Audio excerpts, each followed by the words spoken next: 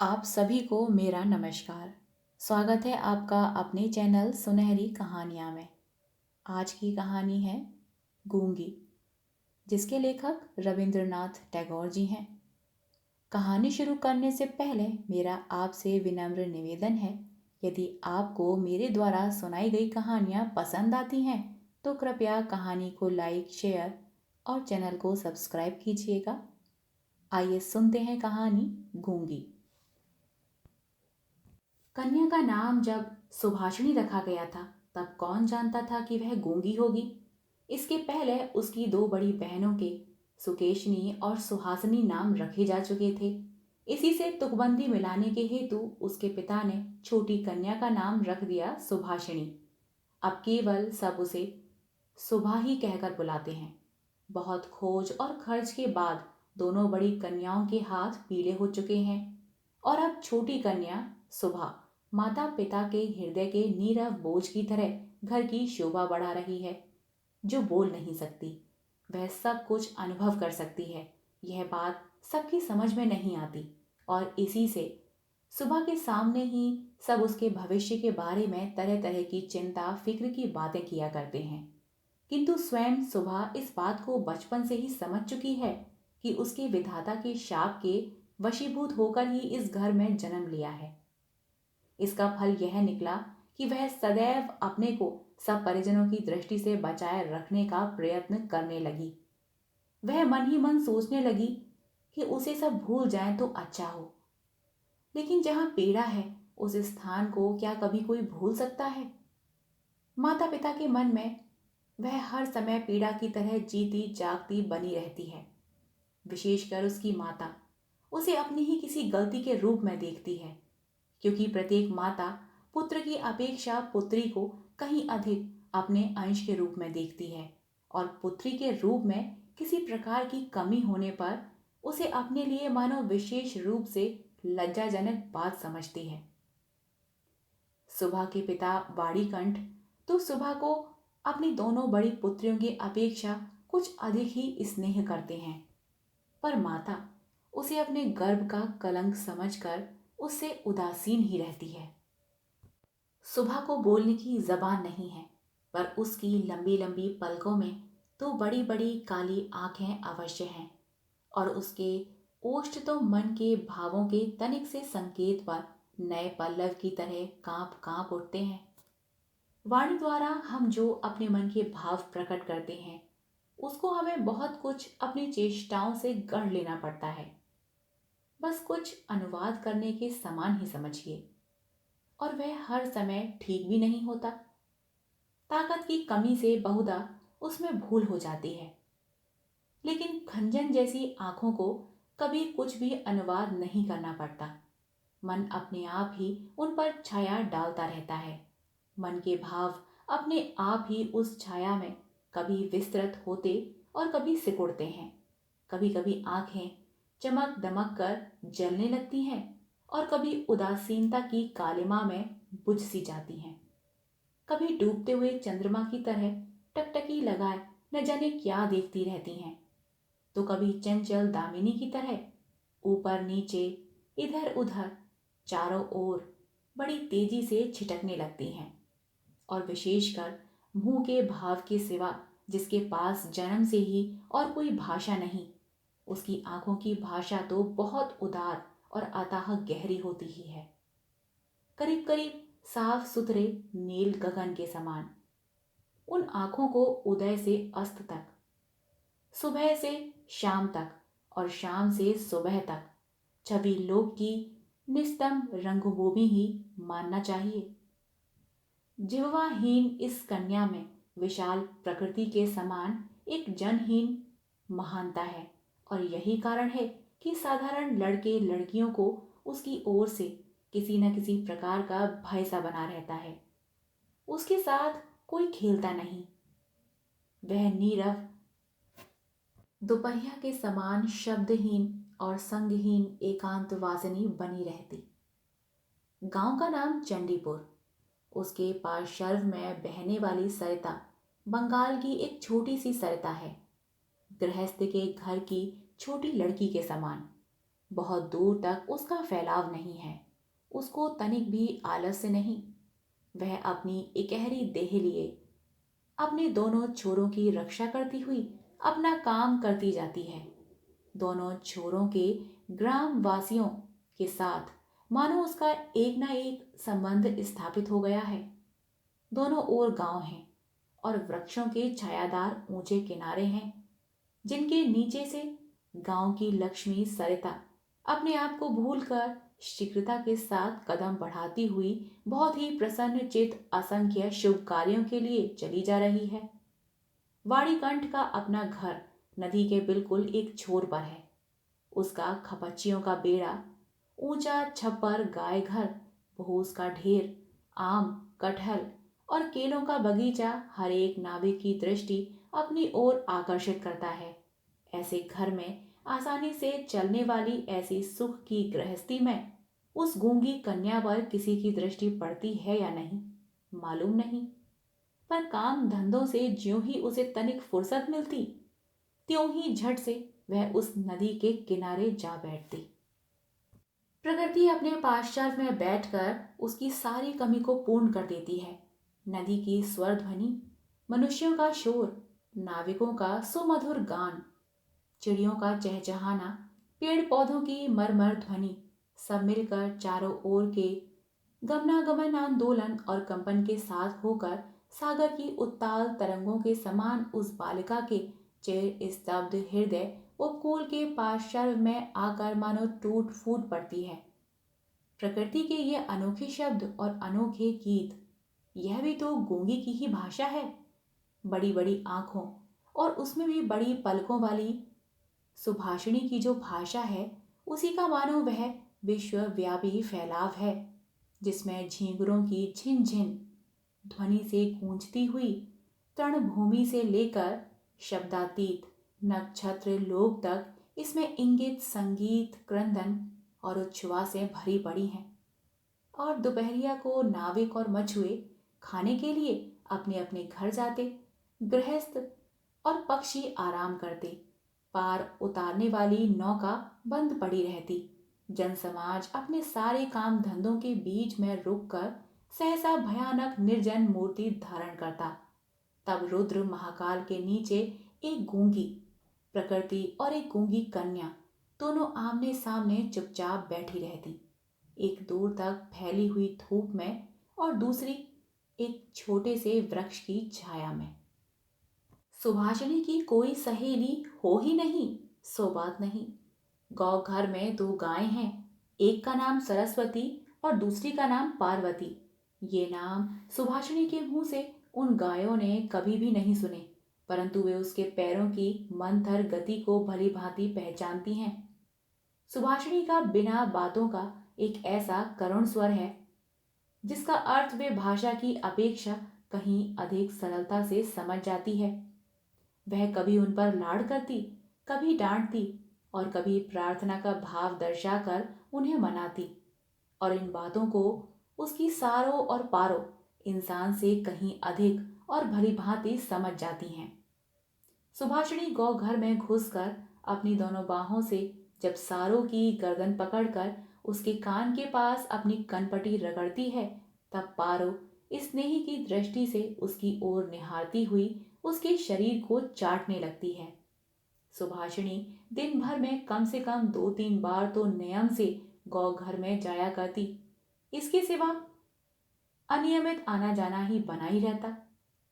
घर में जिस दिन वह कोई सख्त बात सुनती, उस दिन उसका समय अपनी गूंगी सखियों के पास बीतता।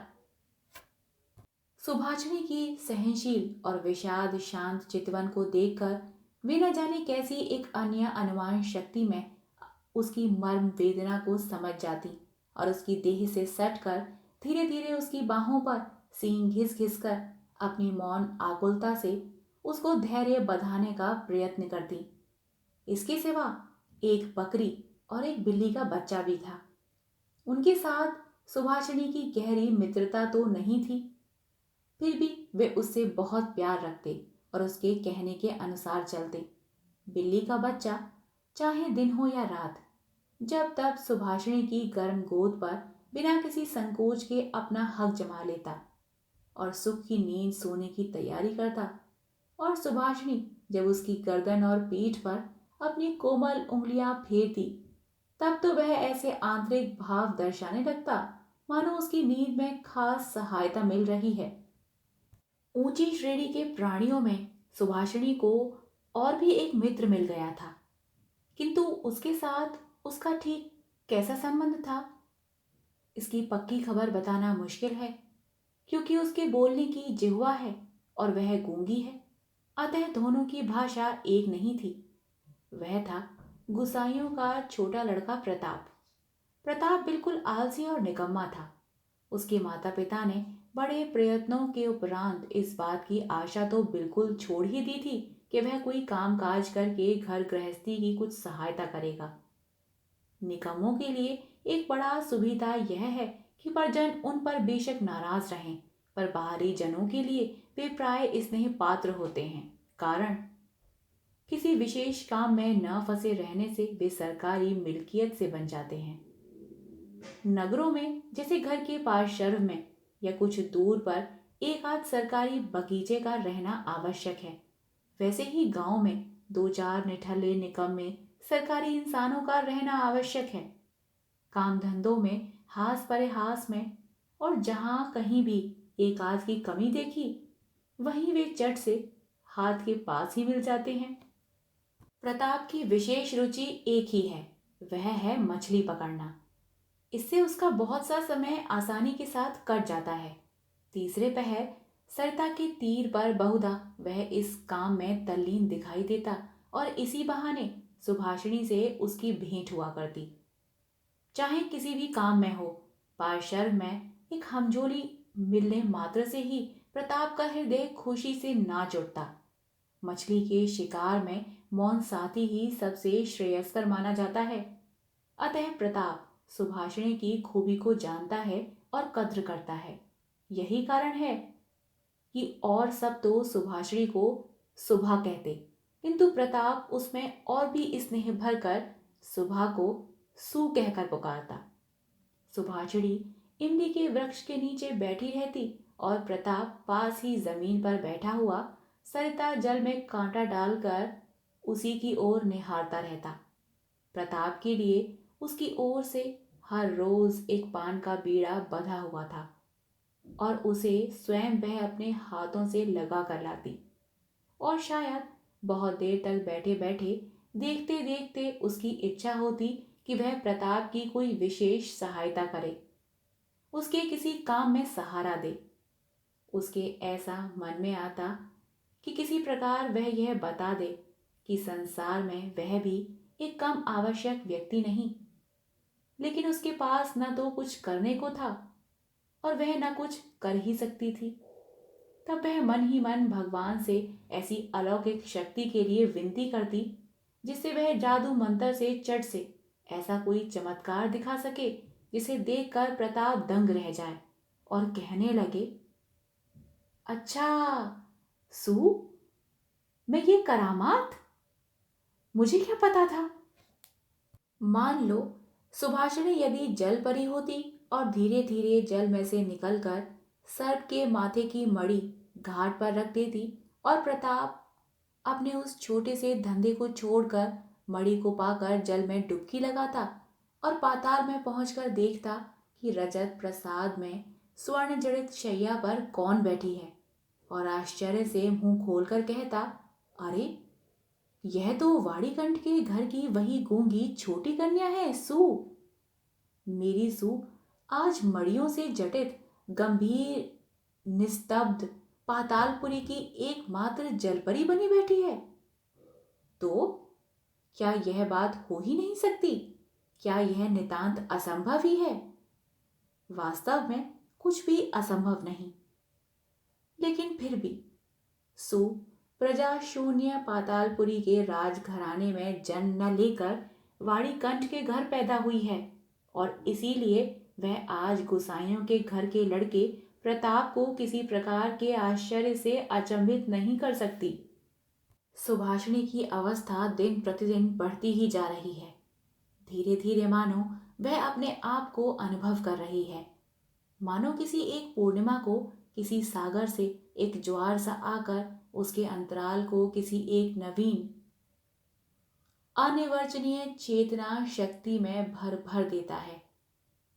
अब मानो वह अपने आप को देख रही है, अपने विषय में कुछ सोच रही है, कुछ पूछ रही है, लेकिन कुछ समझ नहीं पाती।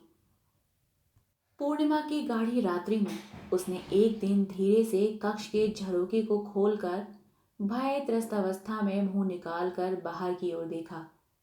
देखा कि संपूर्ण प्रकृति भी उसके समान सोती हुई दुनिया पर अकेली बैठी हुई जाग रही है। वह भी यौवन के उन्माद से, आनंद से, विषाद से, असीम नीरवता की अंतिम परिधि तक, यहाँ तक कि उसे भी पार करके चुपचाप स्थिर बैठी है।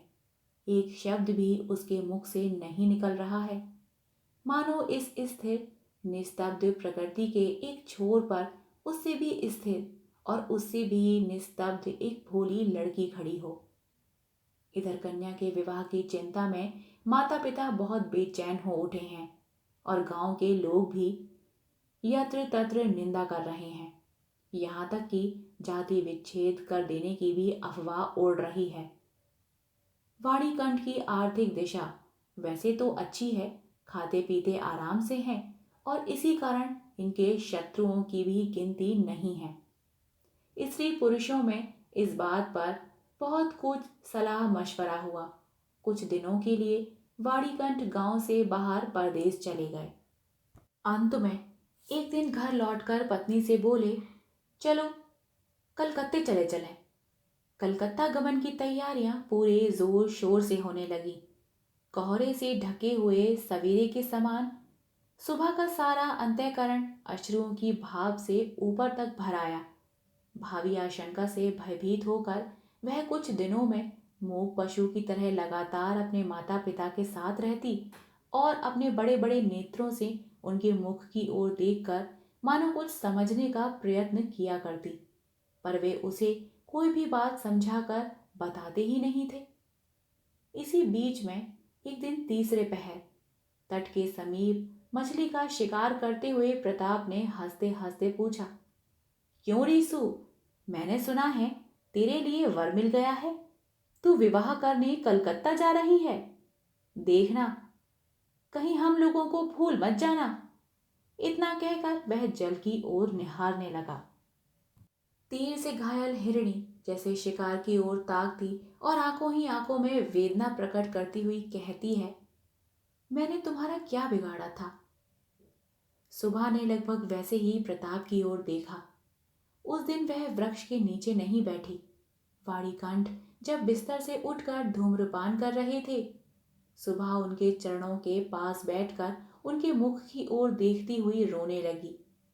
अंत में बेटी को ढांढस और सांत्वना देते हुए पिता के सूखे हुए कपोलों पर अश्रु की दो बूंदें लुढ़क पड़ी। कल कलकत्ता जाने का शुभ मुहूर्त है। सुबह ग्वाल घर में अपनी चेर संगिनियों से विदा लेने के लिए गई। उन्हें अपने हाथ से खिलाकर गले में बांह डालकर वह अपनी दोनों आंखों से खूब जी भर के उनसे बातें करने लगी। उसके दोनों नेत्र अश्रुओं के बांध को न रोक सके।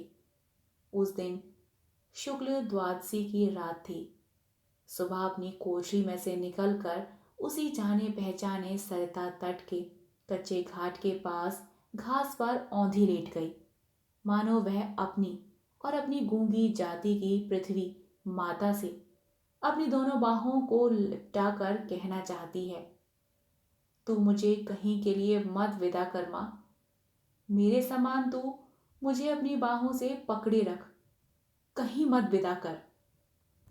कलकत्ते के एक किराए के मकान में एक दिन सुबह की माता ने उसे वस्त्रों से खूब सजा दिया, कसकर उसका जूड़ा बांध दिया, उसमें जरी का फीता लपेट दिया, आभूषणों से लाद कर उसके स्वाभाविक सौंदर्य को भरसक मिटा दिया। सुबह के दोनों नेत्र अश्रुओं से गीले थे। नेत्र कहीं सूख न जाएं, इस भय से माता ने उसे बहुत समझाया बुझाया और अंत में फटकारा भी, पर अश्रुओं ने फटकार की कोई परवाह न की। उस दिन कई मित्रों के साथ वह कन्या को देखने के लिए आया। कन्या के माता पिता चिंतित, शंकित और भयभीत हो उठे, मानो देवता स्वयं अपनी बलि के पशुओं को देखने आए हों। अंदर से बहुत डांट फटकार बताकर कन्या के अश्रुओं की धारा को और भी तीव्र रूप देकर उसे निरीक्षकों के सम्मुख भेज दिया। निरीक्षकों ने बहुत देर तक देखभाल के उपरांत कहा, ऐसी कोई बुरी भी नहीं है। विशेषकर कन्या के अश्रुओं को देखकर वे समझ गए कि इसके हृदय में कुछ दर्द भी है, और फिर हिसाब लगाकर देखा कि जो हृदय आज माता पिता के बिछोह की बात सोचकर इस प्रकार द्रवित हो रहा है, अंत में कल उन्हीं के काम वह आएगा।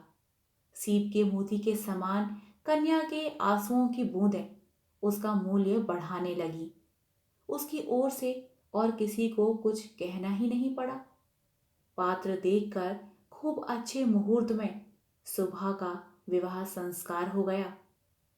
गूंगी कन्या को दूसरों के हाथ सौंपकर माता पिता अपने घर लौट आए, और तब कहीं उनकी जाति और परलोक की रक्षा हो सकी। सुबह का पति पचाह की ओर नौकरी करता है। विवाह के उपरांत शीघ्र ही वह पत्नी को लेकर नौकरी पर चला गया। एक सप्ताह के अंदर ससुराल के सब लोग समझ गए कि बहू गूंगी है, पर इतना किसी ने न समझा कि इसमें इसका अपना कोई दोष नहीं। उसने किसी के साथ विश्वासघात नहीं किया है। उसके नेत्रों ने सभी बातें कह दी थी, किंतु कोई उसे समझ न सका। अब वह चारों ओर निहारती रहती है। उसे अपने मन की बात कहने की भाषा नहीं मिलती।